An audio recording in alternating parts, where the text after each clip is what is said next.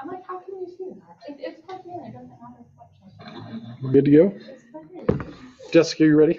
You're ready? You guys all ready? Yep. All right. It is 7:01. We'll go ahead and call to order the November 15th regularly scheduled meeting of the Waldo 5 Board of Education to order. If you take a moment, please silence your cell phones. Rise and join me for the Pledge of Allegiance. I pledge allegiance to the flag of the United States of America and to the republic for which it stands, one nation under God, indivisible, with liberty and justice for all. Ms. Diagano, would you please take roll? Yes. Monica Johnson is excused. Amanda Proctor is excused. Nate Sassano. Here. Jeremy Scott. Here. Michael Witt. Here. We do need to approve this evening's agenda, large as it be. I'll move that we approve it as presented. Second. I have a motion by Reverend Scott, a second by Vice President Sassano to approve the agenda as presented. Any discussion? All those in favor say aye. Aye. Opposed, same sign. We have an agenda. Do we have any citizen comments on agenda items? No, sir. That's a no. Okay. Let's move on to staff and student celebrations and recognitions. Superintendent Nielsen. President Wales, board members. Several things I'd like to call out tonight, but I want to start later tonight. You're going to have a chance to hear from our leaders at MES, and over the past couple of weeks, they've gone to dig into impact teams, which you've heard me talk about. I think we talked about that kind of model even as far back as my interviews. And what's pretty cool is to watch the teams they've picked to be the model teams for the district. Tammy and I had a chance to talk to one of the teachers the other day about a completely different topic, and she was almost in tears how excited she was that the teams we've selected to be the teams are at MES. And if you talk to Dr. Krill, I think she has a chance to see what's going on there too, and that what these two teams are going through, the other teams are hungry for. And they've done a smart, I think, implementation in that they've got the kindergarten and the fifth grade teams going through the protocols, but then they've got one leader from each of the other 4 grade levels, 2 participating with the kindergarten, 2 participating with fifth grade. So every grade level is exposed. The 2 bookend grades are all the teachers doing the work, and the other 4 grade levels have their team lead doing it. And so I sat in with them the other day and watched team leads who are digging right in on the stage just like the other teams are. So I just want to call that out to you because I think that focus on instruction and making sure that all kids have access to grade level content is one of those things we've got to continue to focus on if we want to get to, I think, President Wales, you talked about being a district of distinction. And the only way there, based on the way the state sets it up now, is through both performance and growth. And what we're watching at MES right now is pretty special. And so I just want to put that on the room as a celebration because I think those teachers and leadership deserve to be honored for that work. It's not easy to step into, and they're doing it with grace and they're doing it with a lot of passion. So it's really cool to see. I also want to just say we had a chance to I think, break in the Performance Center at Roosevelt High School last week with our first performance, at least a play or a musical performance. And it was pretty awesome to see the way that space shows up. You know, it's pretty neat to see the students enjoying it, the parents enjoying it, and it just has a good feel. So that was neat in the last couple of weeks. We also had the chance to spend some time at Elwell with the celebration around Veterans Day. And the fifth graders there had a really cool performance celebrating all our own armed forces and communicating about the armed forces. Learning that was attached to the song was rich. In addition to just getting to hear them perform, there was this understanding of what was going on under the hood. it was pretty neat. And I think the other things I'll call out, we had our second parent meeting with our parent leaders from the schools. And again, it just is a rich dialogue back and forth. They're super excited about the communication. We talked in this meeting about the website and when we should have a chance to see it. And they'll be one of the first groups we're going to have to pull it up on phones and start to give us some feedback about what they see, and that they were pretty energized by that piece. And then I'll close this with two things. I've talked to board members before about our desire to start an aspiring leadership group. We had our first aspiring leadership group Monday, and 12 of the 14 people that have signed up were able to attend. And when you think about a district this size, having 12 to 14 people who are energized by that type of work, coming for 2 extra hours and digging in on some learning, we're sharing some of the same things we're doing with principals and APs with that group. One of the coolest things that happened that night, though, was we had a team of 5 from MES, and they got there, talked to each other, decided, hey, let's do dinner afterwards, and all of them went to dinner afterwards. And so watching them create that connection tells you a little bit about the health of the staff at MES, that when they came together, they sat in different places and then all huddled up and went to dinner together. So that was pretty cool. And an energizing night. I think it's going to be fun to work with that group through the spring. And last thing is, had a chance to watch our football team win last Friday night, and we've got a Saturday. I think we're now would be considered the grade 8, I think. Be down at Jeffco Stadium. I think it's at 1 o'clock on Saturday. So that's probably a good place for me to stop. All right, any questions or additions? I was just going to add, the play was great, but on the Veterans Day thing, getting the Roosevelt, why am I'm just like totally losing my whole train of thought here. Having the Roosevelt, it was an ensemble really, it wasn't the full orchestra, but having that group of high school kids that kind of helped provide some of the backing music really added to it. Because I believe last year, I was trying to remember. I know they had the young man play taps on the trumpet, but I also thought it just maybe 1 or 2 drums. But this year they added like there was like 12 kids there that were playing. So yeah, it was really cool. And I think the little kids. I mean, I always say that little kids love that when the high schoolers can come hang out with them.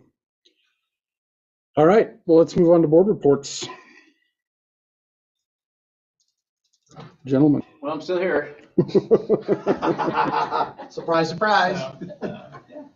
I would say I've really appreciated both Davey and Jackie stepping up. Glad to know what the configuration of the board is going to be. Looking forward to seeing where you guys go next.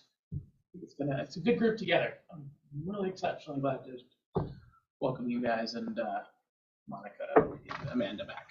I think it's a great group. Thank you, everybody who actually voted. I don't have a ton to add. The one thing I would add, I also attended the football game and was excited to hear about the play. I wasn't able to attend the play, but I've heard great things about how that performance went. So, and how the space people are pretty excited about.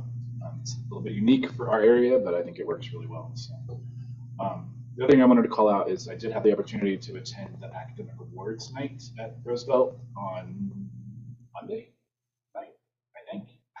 Yeah, I think that's right. And it's just really cool to see the number of students that are earning honor roll, high honor roll, and president's list multiple times throughout their career. So it didn't take long because they kind of whipped names, but there was a lot of names that were called at the academic awards. So that was neat to see.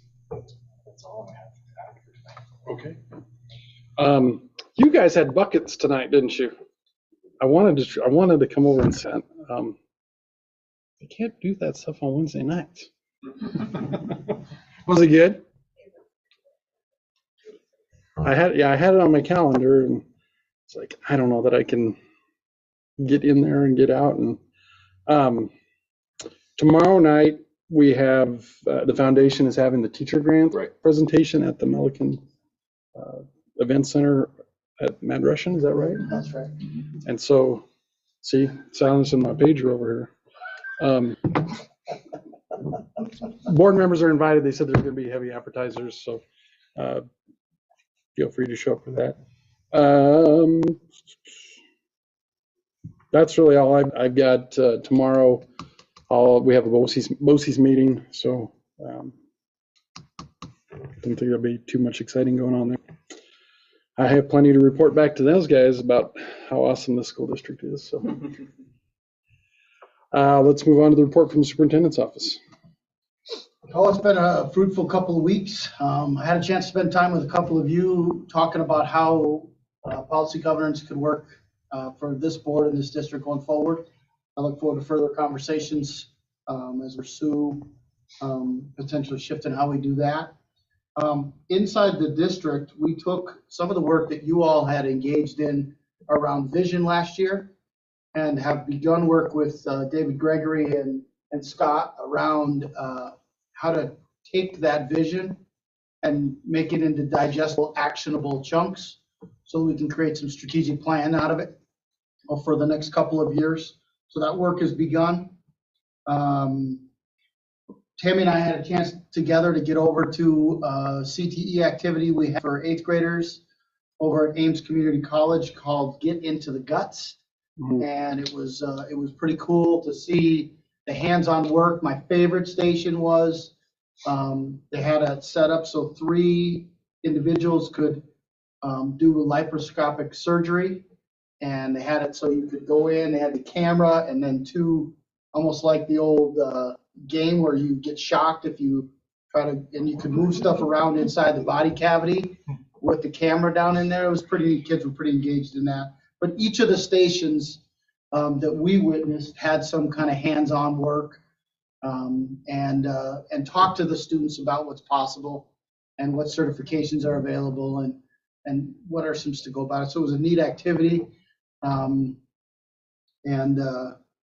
was represented super well. We probably had 35 kids or something there. A decent showing for our district was there.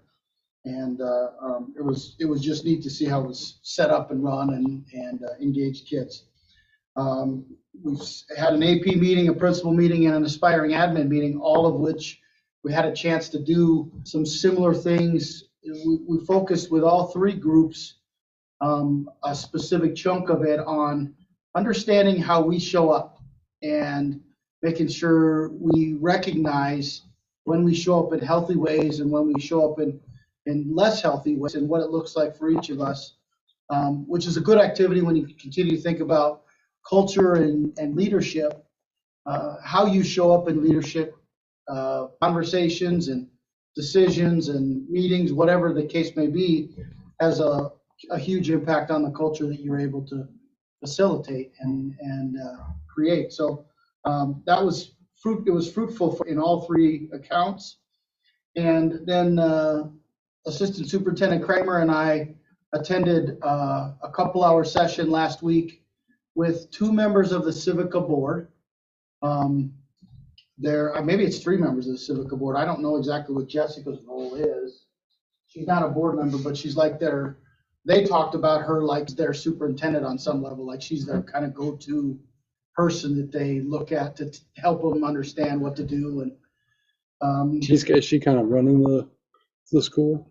I don't think she's running the school day to day, but I think she's doing a lot of the behind the scenes work, and I think she's doing a lot of trying to understand how the health of the organization and what's behind it. And Jessica works for academic. She works for Academica. Yeah, she's there. Yeah.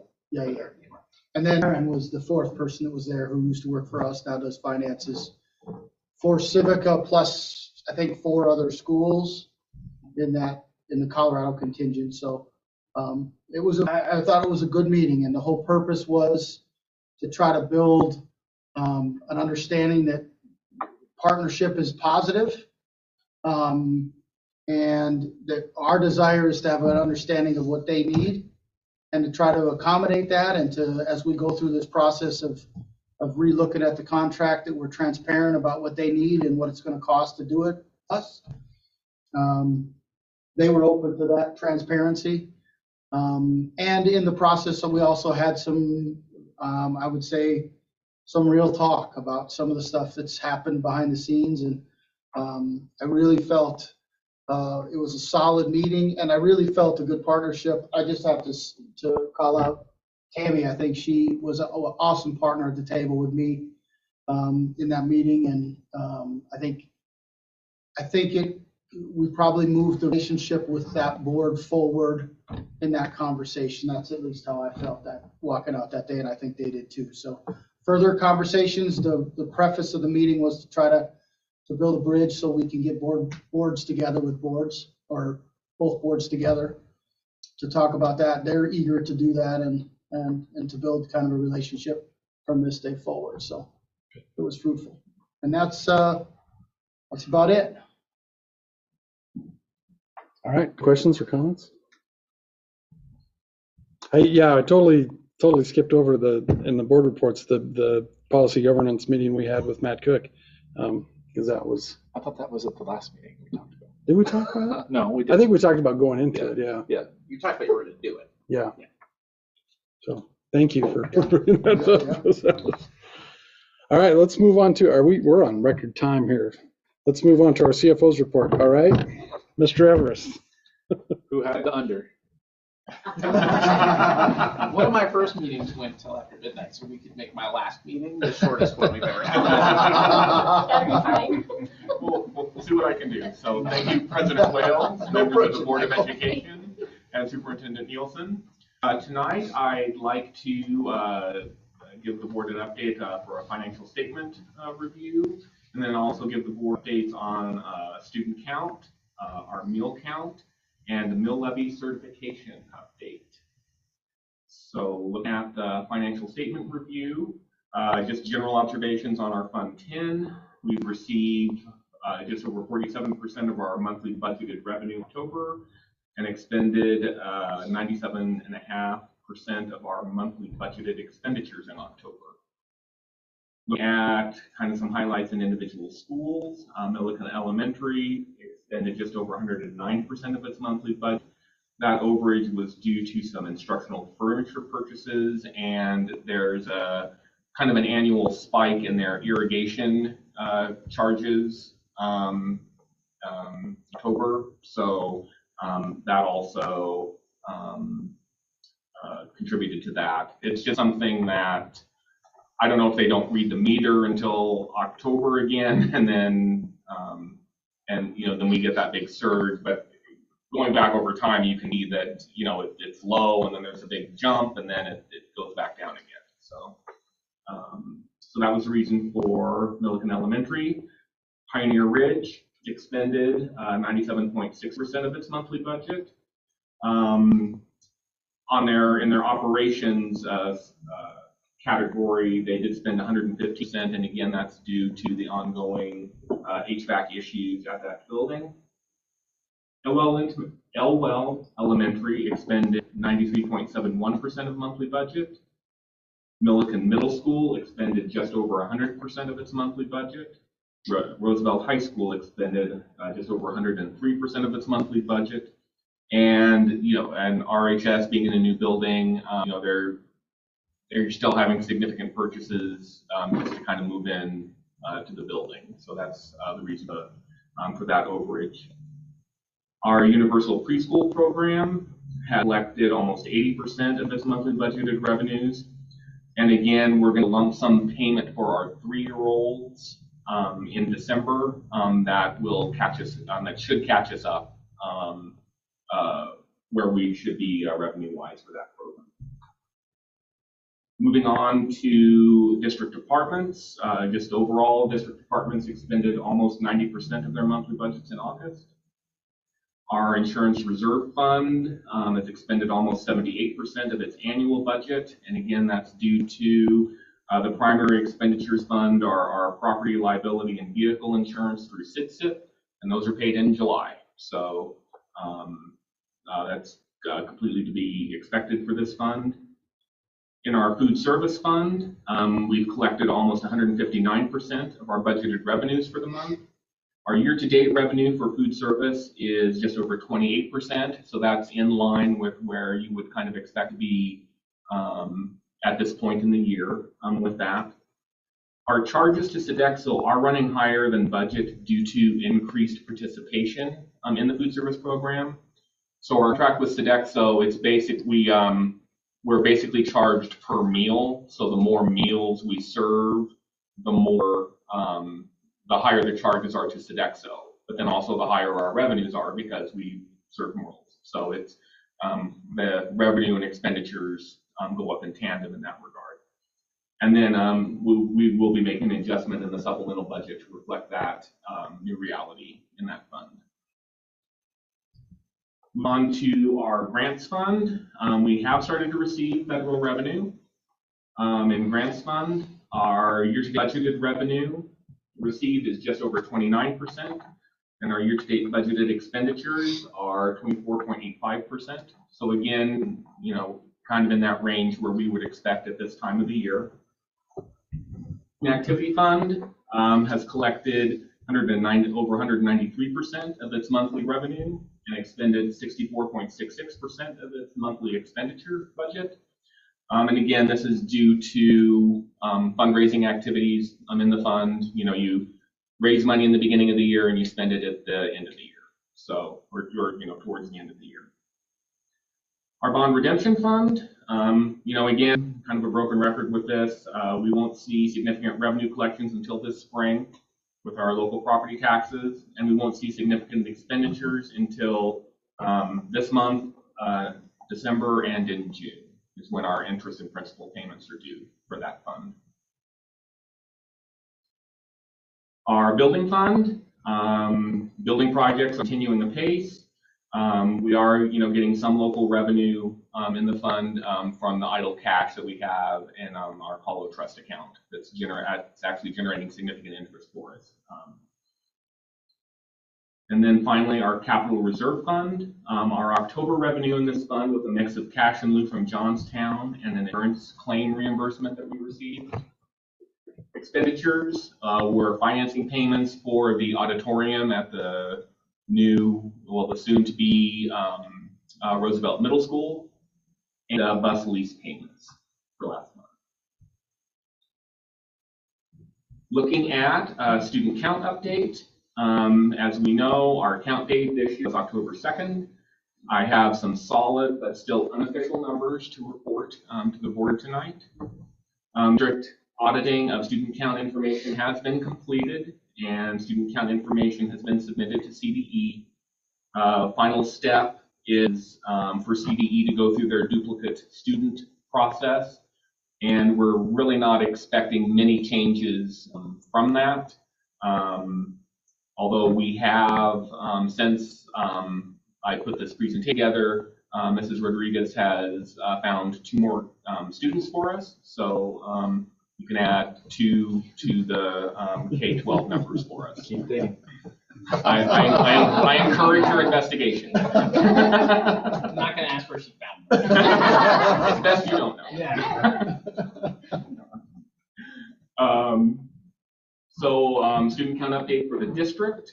District operated schools funded pupil count is 52 FTE, or actually right now it's 54 FTE over our adopted budget. This breaks down to, when you compare it to our October 2022 count, 31 more funded FTE at our elementary schools, 17 fewer FTE at our middle school, and 94.5 more FTE at our high school. And that's a grand total of 108.5 more funded FTE this year than in last year's October count. Do you have any sort of sense about the 95 at the high school? Where is? I think when we were at Elwell, Dave talked about a mix of some kids coming back, but also kids coming from out of it. So That's I'd be curious about yeah. what's natural growth, what's you know, because Critten's growing, but I'm wondering people who left district, if you come back, and the people out of district. We probably could look at that, Michael. Yes, I We mean, could probably break that down now. It would be helpful for planning. Yeah, that's for planning. Because if we have 100 kids at Roosevelt again next year, even in a brand new building, it starts to get pretty tight. Can't do that for too many times. And this would take into account, so like, I mean, the 17 fewer at Milliken Middle School, that could take into account a bubble, right? That we have, And it probably does. yeah, Yeah. that 8th grade class may be a little larger than the incoming 5th grade class. So yeah. you see what I'm saying? Yes, Right. yeah, I mean, it's just a demographic, you know, just a difference between the sizes of our classes. Right. So looking at our looking at the student count update for the district, this is just a recap, just showing our individual schools and their current October count versus last year's October count. And again, this slide shows 52. Right now we're at 54 students over our budgeted student count. Looking at our preschool program, really nothing has changed on this slide. You know, we're 9 students over on our what we had budgeted for for this year. Looking at Knowledge Quest Academy, this also hasn't changed. 407 students, 3 away from what they're contractually capped at 410. And then looking at Civica, 154 students. Their adopted budget was 210, so they're 56 under their adopted budget. Looking at our meal count update. So again, the district's food service program has seen a significant increase in participation in October. In October, we served an average of 2,845 breakfast and lunch last month. That compares to 2,073 breakfasts and lunches in October 2022. That is a 37.2% increase year over year. And you may remember that in September, there was a 39.4% increase year over year. So, you know, definitely some, you know, I don't know if you can have, you know, 2 months in a row call it sustained, but I mean, it's definitely, we're definitely on the right track for increasing our participation in our food service program. And then finally, mill levy certification update. So with the failure of Proposition HH, that means that the standard mill levy certification timeline is in effect, at least for now. And that is, you may remember, so December 10th is the deadline for the counties to submit to the district our official certifications evaluation. And then we have until December 15th to for the board to certify our mill levies and to transmit those to the counties. So as you may be aware, the governor's called for a special session of the state legislature last week to address property tax relief, you know, due to the significant real property valuation increases that have occurred this past cycle. If the new law is passed, the deadlines just talked about most likely will be pushed out. The special session, I don't know, I can't remember exactly when the special session starts, but it's slated to end before Thanksgiving. So it's not going to give, if there are changes to the law, it's not going to give the assessors a meaningful amount of time to make any corrections that the new law requires under the standard timeline. So if something changes, I expect our deadlines to be pushed out, most likely similar to how they would be under the HH, what HH would have done. Of course, district administration is monitoring and will inform the board if any action needed. So the standard timeline plan. So over the past 3 years, both Weld and Larimer counties have given the district our official certifications of value at the end of November. If that is the case again this year, district administration will bring a resolution for board consideration at our December 6th meeting. If we receive the valuations in time for that. If official valuations have not been received for the December 6th meeting, district administration will propose either a special board meeting or a resolution by which the board authorizes district administration to make the mill levy certification in the stead of the board. So that, of course, that would be up to the board which direction they would want to go with that. If we have an altered timeline due to a change in law, district administration will alert the board of the altered time requirements. And again, administration would propose either a special board meeting or to authorize district administration to make the certifications in its stead. This concludes my report, and I can answer any questions the board may have. So 2 questions. One, and I think I know the answer, but the second meeting we have scheduled in December is too late. The second meeting is December 20th, I believe. So yes, it would be too late. Okay. And I know we normally cancel that meeting anyway, but just wanted to make sure. And then going back to the charter budgets, or counts, I guess, which will lead to supplemental budgets, right? At least for Civica, they will probably need to submit a supplemental budget. Civica most definitely would need to submit a supplemental budget. And do we have that? Do we have a timeline for that? At this, well, I have spoken with Ms. Gunther to make sure that she's aware of kind of what the timelines are, and she's aware of them. They would their supplemental budget would go with ours and that would be presented at our second meeting in January. Okay.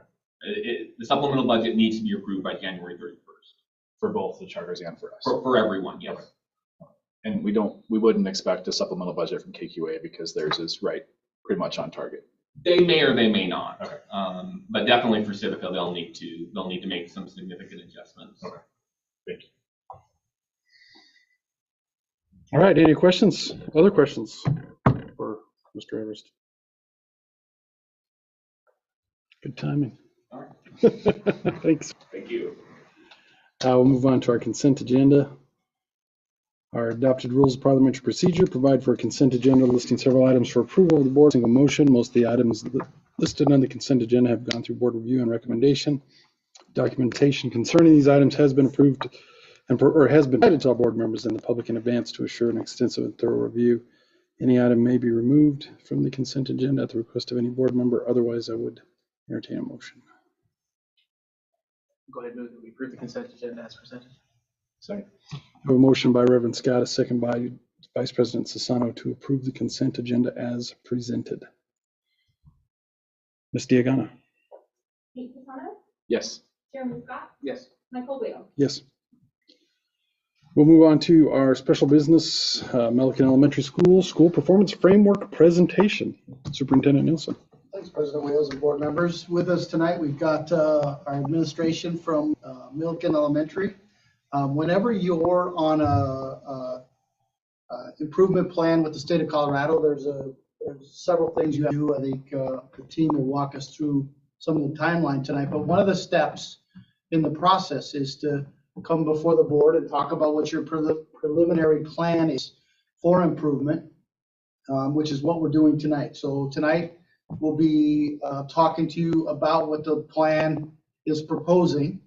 And if you are ready to feel it's on the right track, then the team will complete the plan and you'll see the final plan in the consent agenda for a vote at our meeting in December. So that would be the timeline and what we would expect.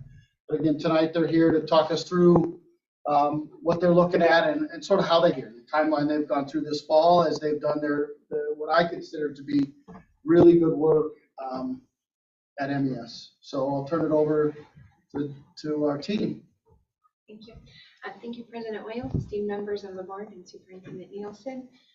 As we walk through the process for Unified Improvement Planning, we wanted to make you aware of that CDE process.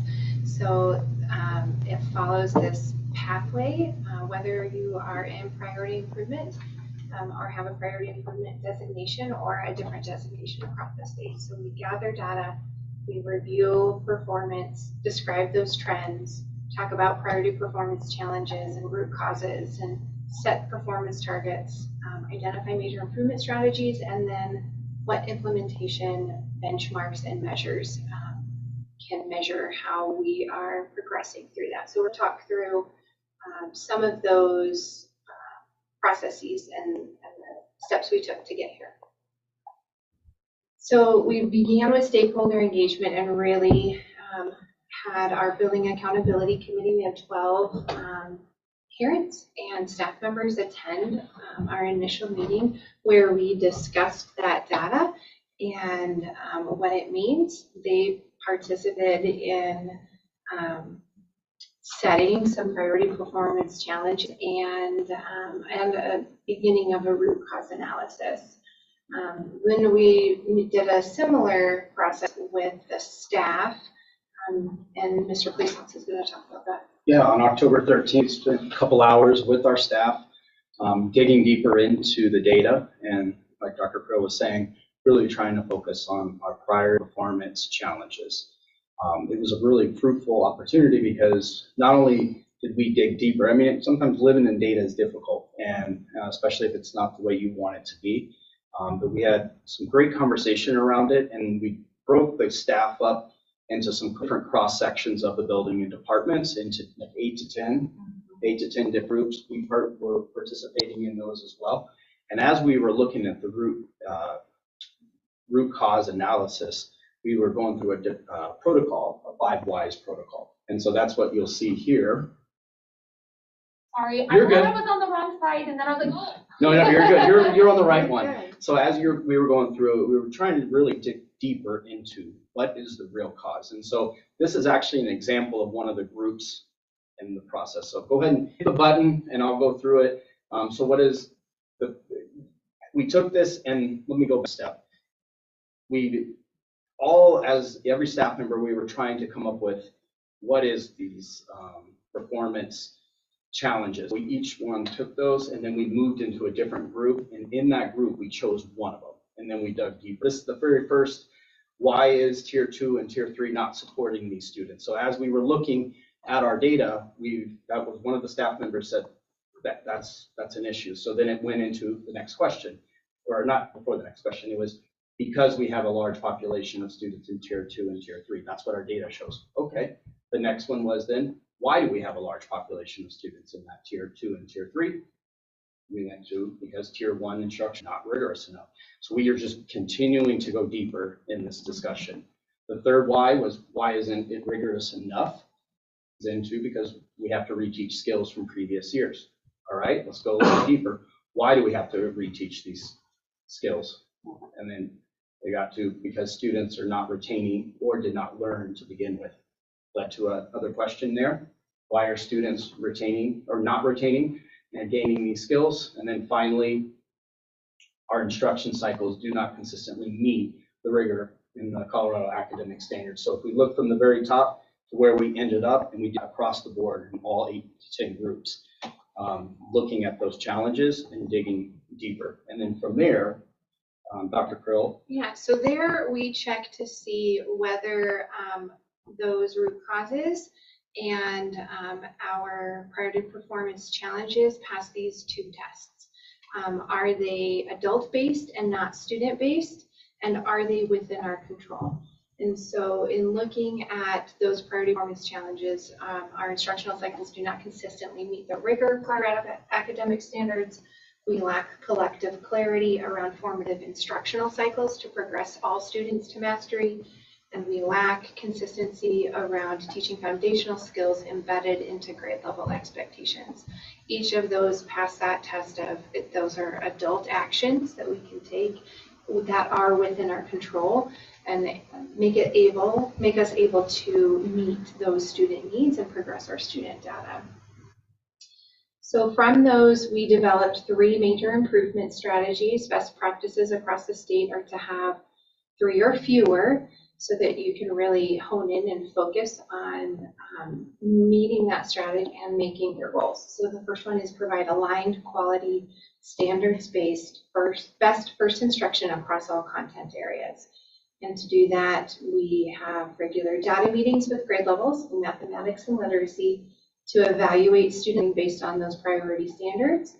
We foster collective clarity around the rigor of the Colorado academic standards, and we're going to continue that implementation of our writing focus. We had a good start on that last year and saw some beginning fruits of that, and we want to see that continue, as well as the development of a school-wide scope and sequence for both literacy and mathematics.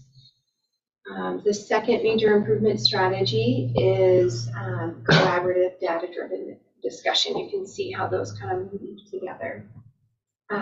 We have hired a data interventionist to support in those data-driven formative instructional cycles and to help develop that data culture with our staff. We have embedded 3 half-day data and planning sessions with grade levels where we provide substitutes in the classroom and we can really dig into what is the data telling us at each of our benchmark periods throughout the school year. And we are scaling our meetup conferences to all of our elementary classrooms in conjunction with that traditional one-on-one individual conference. And those really focus in on educating families around the data and providing them with a strategy to help us move student achievement. And finally, our third major improvement strategy is that students will be offered a variety of support to help students succeed.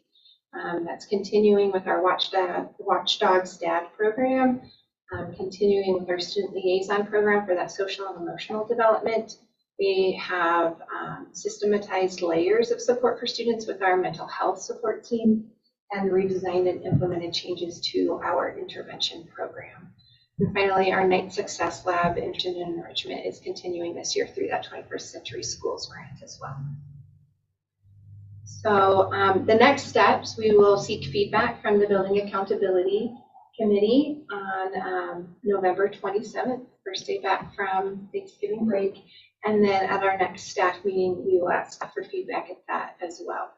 And so you can expect to see that Unified Improvement Plan at a glance or the consent agenda on December 6th. And then we'll continue to implement that throughout this year and then into the following school year as well. What questions can we answer for you?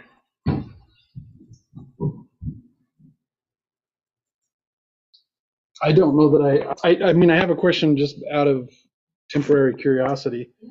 How many people do you have involved in the Watchdogs program right now? Right now, we are a little slow to start that this year. We kicked on about November, about this time last year, and then at parent-teacher conferences, we were working on recruiting dads to that. So we are starting when we return from Thanksgiving break. Okay. So I know that we have a cohort of dads.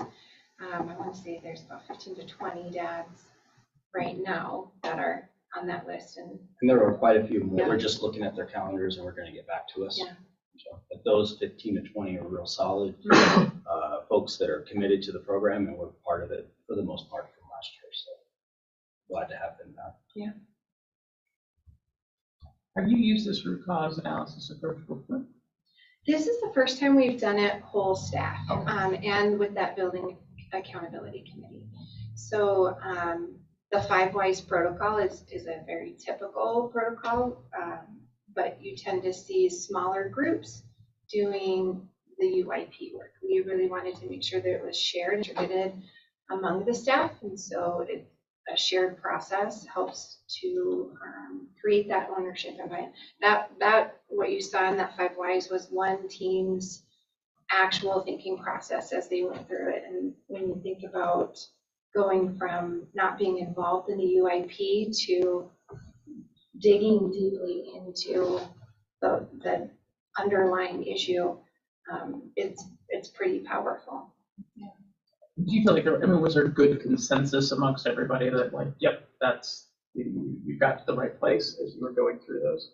I think I think Yeah. I'm hopeful, yeah. I think November 28th will tell us a little bit Yeah. about those next, what they took from that process and then their feedback around that. I know I sat in on one and it was challenging. You get down to the third or fourth why and you're like, oh, this is a little bit more tricky to continue this conversation, to dig deeper. So, Well, I know the one you presented, it really rang true for me, and I'm not being an expert in this by any means, but I mean, I think that's a really good, I'd be very curious where that process takes you, because I think it's a really good way to do it. It kind of takes it out of that world of simply just an opinion. Yes. I mean, I guess it's always just an opinion, but I mean, it's a bit more informed, thoughtful, like this is how we got here, not just well, I think this is what we should do, kind of approach. So I think anything, using a process like that is no doubt time consuming. I think it's time well spent. It's probably a great example of slow down to get there faster. Yeah. Kind of thing, slow down, do the process right, ask their questions, and at the end of the day, hopefully we learn a bit faster. So, that does feel, I was glad to see that this is kind of a multi thing, because I again, that rings true for me, and I think that's not something you fix in 3 months. Mm-hmm. So, I mean, that's going to take some time.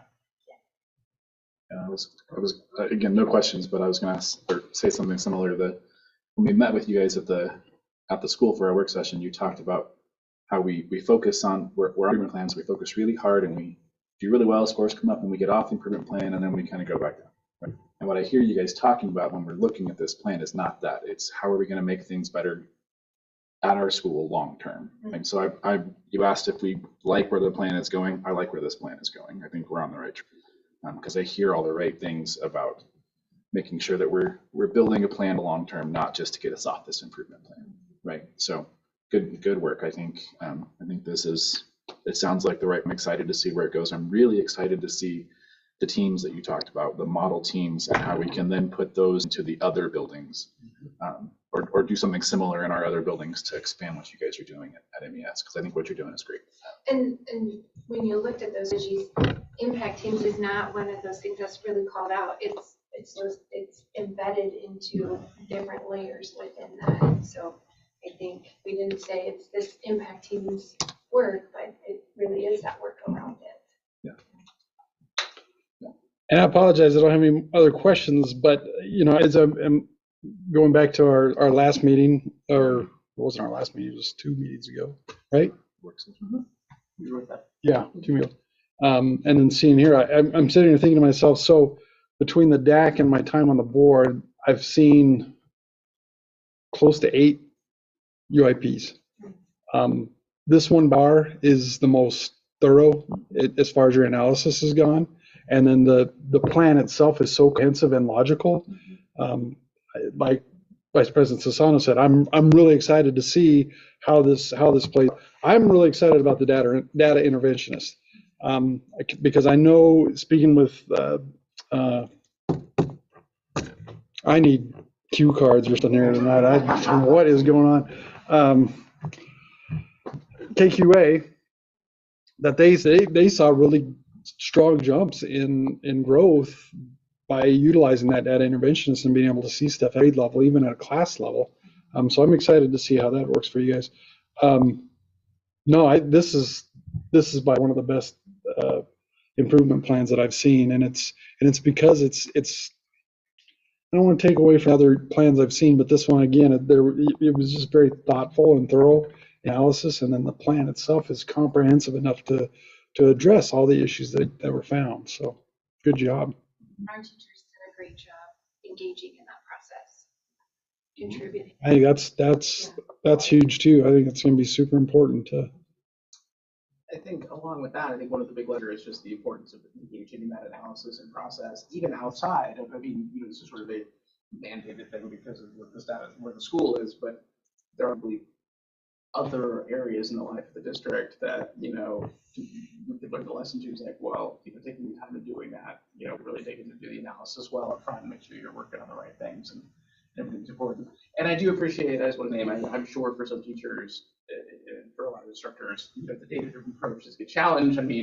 Nobody really likes being measured or feeling like they're being measured. I don't like going to the doctor and stepping on the scale for that reason, because so I appreciate that that's going to take some leadership on your part to help get people comfortable with that part of the process, and that may be a reason why sometimes we're tempted to avoid it because, it can, I know, be challenging among some of it, but I think it's really worth doing. And I think you guys have demonstrated that already that you can do that work well, because there's interpersonal work that I'm sure goes along with that as well, not, so that people can receive the information we're trying to, give them and help them understand that this is something improvement, not something that we're, judging especially individual teachers based on. But we shouldn't hide from the data, Right. either. I mean, it may lead to discomfort for some, and that's, we do our best around, but we shouldn't hide from the data because of that either. So I think part of it is the timeline is different when you're on priority improvement. It's a quick process when you are not, and we have the time to be able to dig in. So I think that makes a big difference. I'll add that and you've identified it, but I just want to call out the work that the staff has done to get a staff in a place where they can be that vulnerable, where they're able to talk about our instruction. You see very often. So it's a testament to your staff and it's celebratory. And I just want to thank you. I listened to you tonight, I got goosebumps about where you're going, and I've been excited about it, but when you see the stuff and where they've landed is really powerful. So thank you both. it's a testament to the leadership too. It's a testament to leadership who can create space for that too. So No question. All right, any other questions or comments? No, thank you guys. Yes. Good work. All right. Do we have any citizen comments on general topics? I said no. Any other items deemed necessary by the board? Do we need to call out a special meeting on the 29th? Not at this time, because We don't know for sure. I already called at the last meeting, I called out a special meeting for the 14th, and Okay. we did not do that, so we'll just wait until we have that sucker in ink. Okay. All right, if not hearing anything else, we'll go ahead and adjourn at 7:52. Thank you, guys. thank you, President.